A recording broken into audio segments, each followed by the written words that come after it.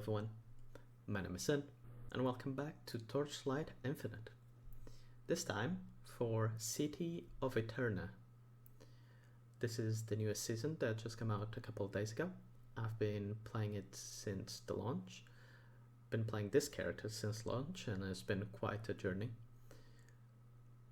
All of the footage that you're seeing on this video was done with fully self-found gear and self-crafted. I do this on every league start because I just find it more interesting, and it also allows me to learn more about the characters, the mechanics of the game, how to progress, and it's easier for me to learn everything about the game, and I quite like the challenge to try always and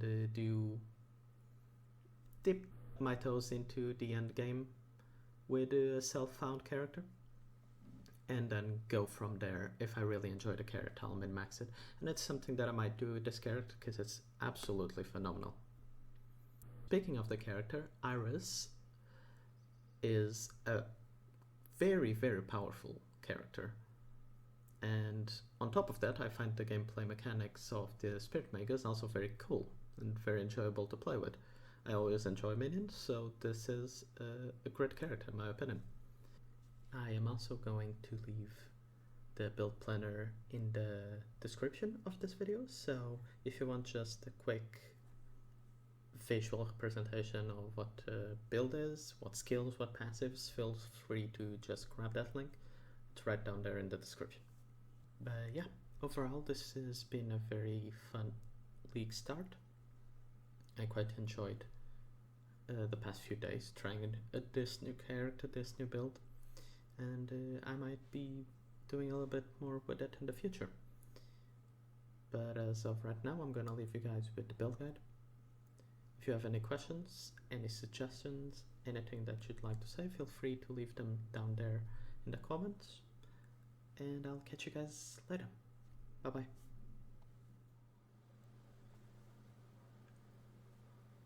Right, to go through the changes and all of the information about the character, skills and whatnot.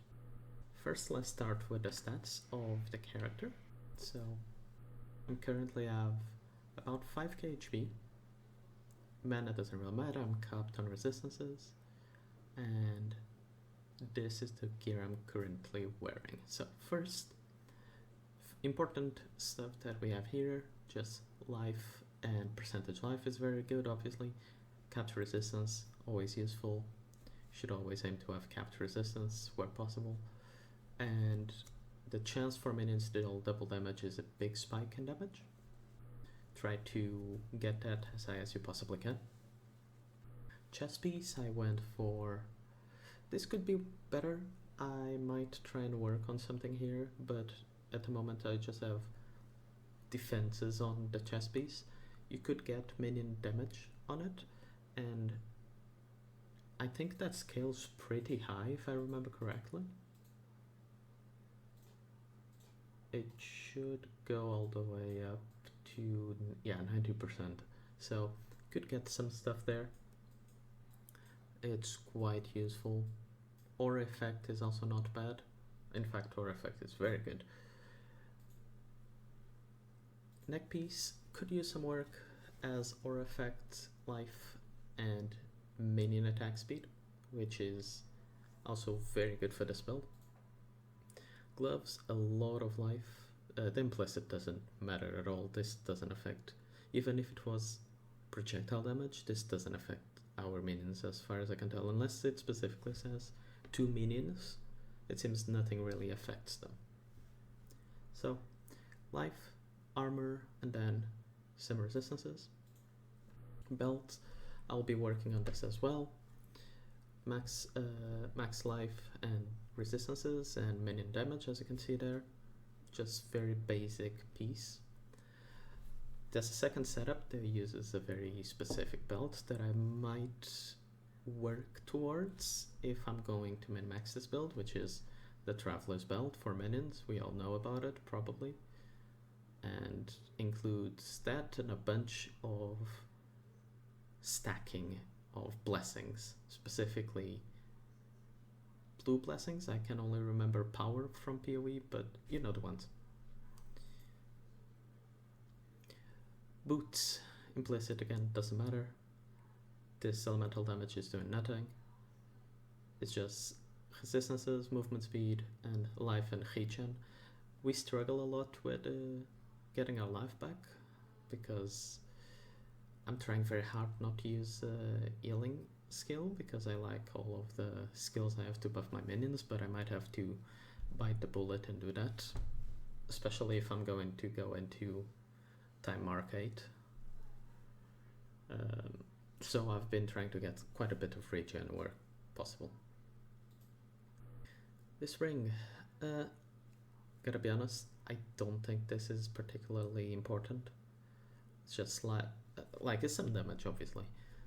They get my spirit magus right now get to about 600 at tops, but they fluctuate a lot. More often than not, they're around 400, 350, depending on if I have nourishment of life active or not. So that could be a lot more if you can manage to grow your spirit magus. I think it goes all the way up to 1,000. But yeah, don't sweat yourself because of this mod. It's not that important. It's a nice bonus. But yeah, maximum life, defense, resistances, that's it. Second ring, I'm still using Born in Fire. This is giving me over 1,000 health, I think. Very close to 1,000. Yeah. So, looking to drop this for another ring with very high life. And probably more resistance. And I don't think there's much that I could get here. I think there's another minion mod, but there's nothing particularly wild, I don't think. Oh, okay. I could get minion damage on both, and that's probably quite big. Command doesn't matter for us. This is for if you can get that to 50 maybe, that could be useful, but not sure. And that's pretty much it, yeah. So aim for, instead of this, probably just flat minion damage. That'll be better, and if you can get on both, that'll be very good. This wand is very good. Minion crit damage is a big deal. They attack very fast, and the more crit the better, really. So all of these stats are phenomenal. Lightning skills level is again very good. We scale very well through the gem level. And just minion damage. Optimally, I wouldn't have mana here, and I would have +2 to spells, because if we go here very quickly, it is tagged as a spell. So you could get +5 on each wand. Not here yet. Second wand is much weaker. I'm working on getting a second pair, and eventually I will. But until then, I'm still working on it. And in fact, unsure if Aura Effect is the way to go or not. We'll see. But yeah, this is the gear I'm using right now. So as you can see, it can be quite improved, and we'll try to do that. And maybe I'll dabble around with some blessing stacking. We'll see. Other than that, on the skill department, we have Summon Thunder Spirit, Savage Growth. This is the first support they gave you. I never took it off. This just seems incredibly powerful. Let's say I have 400 on its own. This is giving me about 12%, and then there's all this remainder of the buff. And obviously the remainder of the buff.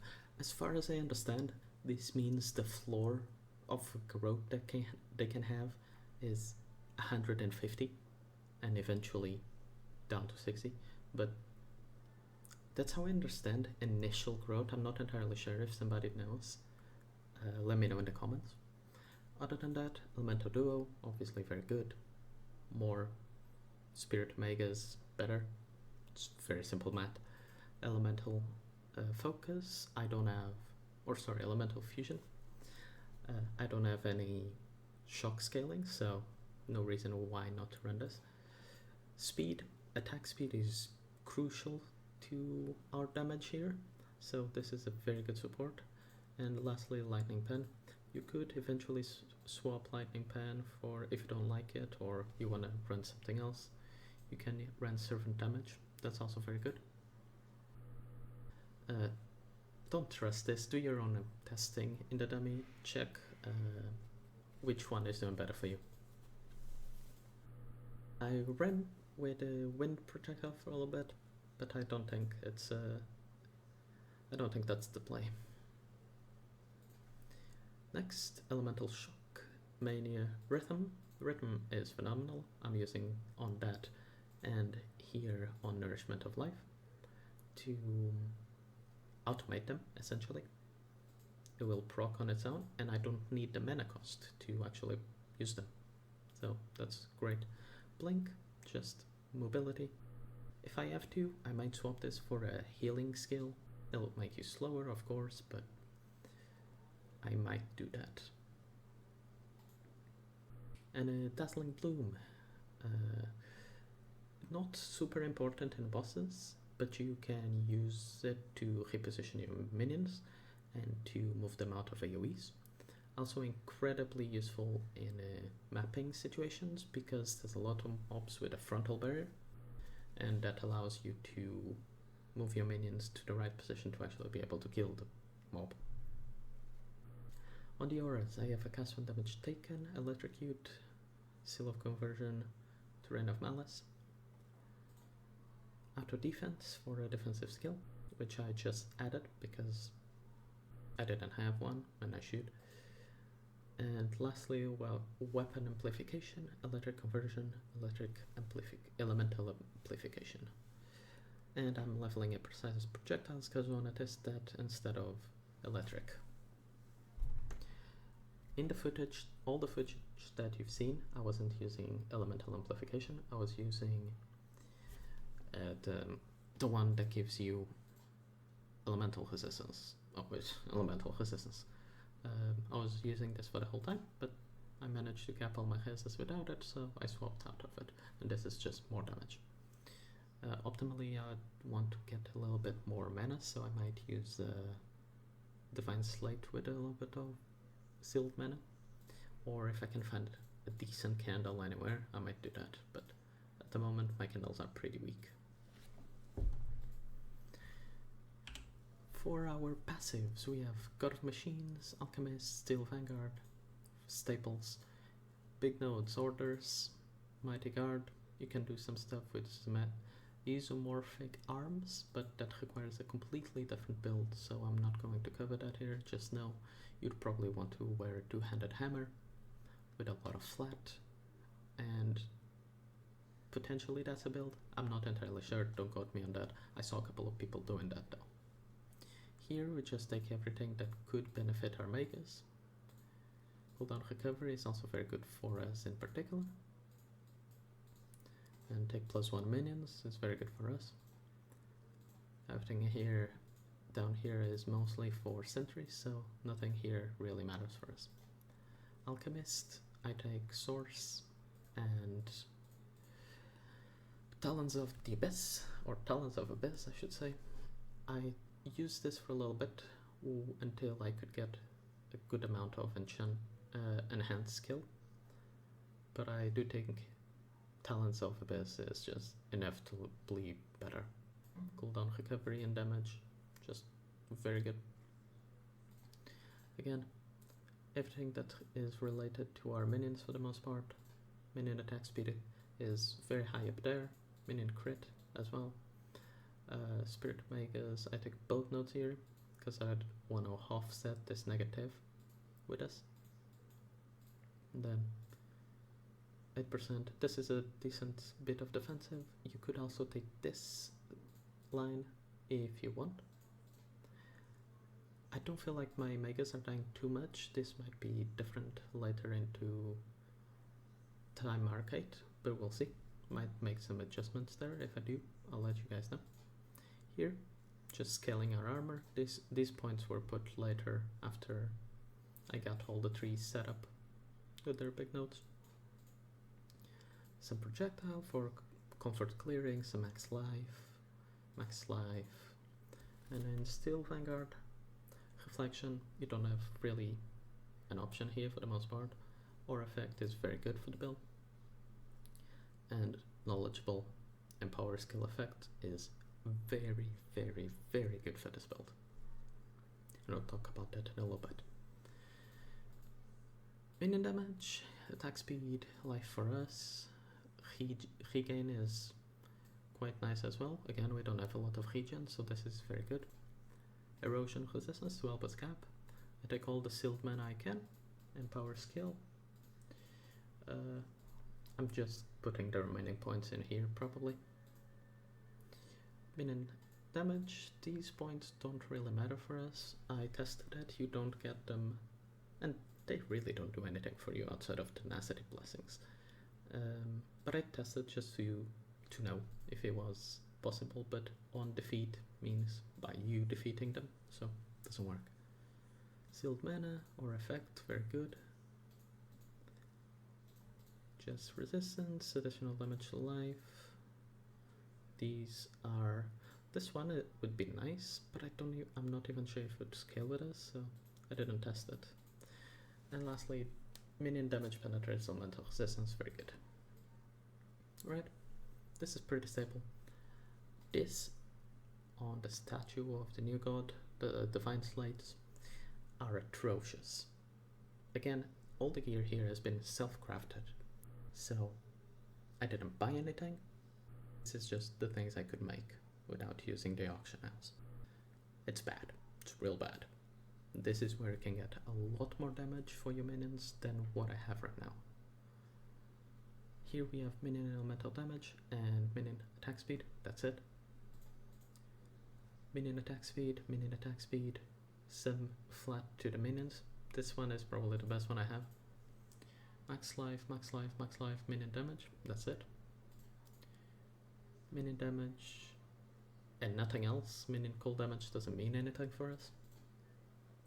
And this one is giving us, after a spirit magus is revived, nearby enemies take 4% additional damage, decent bonus. Projectile speed, minion damage, minion crit, and command, which doesn't matter.